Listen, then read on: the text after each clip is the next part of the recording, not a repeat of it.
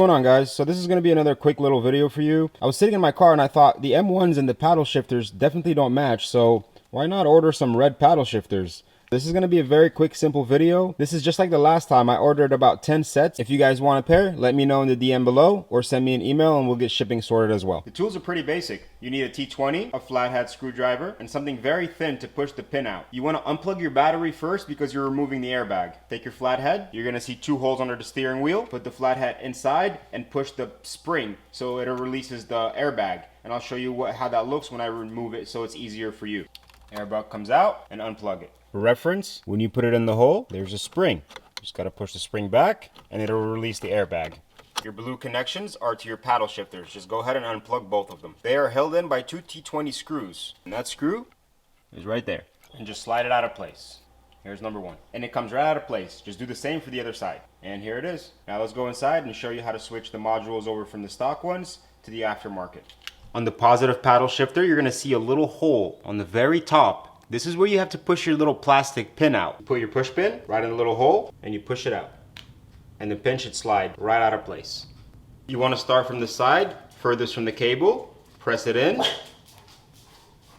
just like that. You'll have this little door right back over here.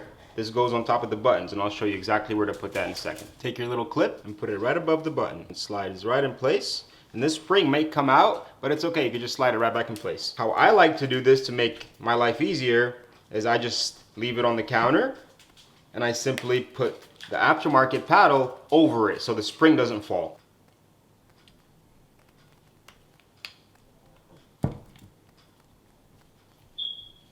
You want to push it down a little bit and then take your pin and put it straight through.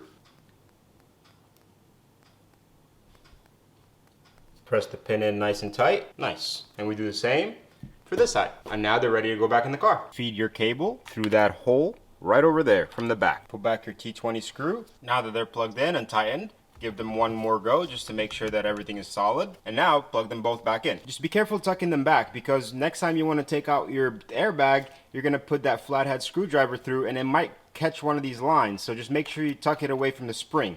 Do it for both sides. Plug your airbag back in, center it, click it back in place. These are the colors that I currently have in stock: baby blue, M5 red, and black.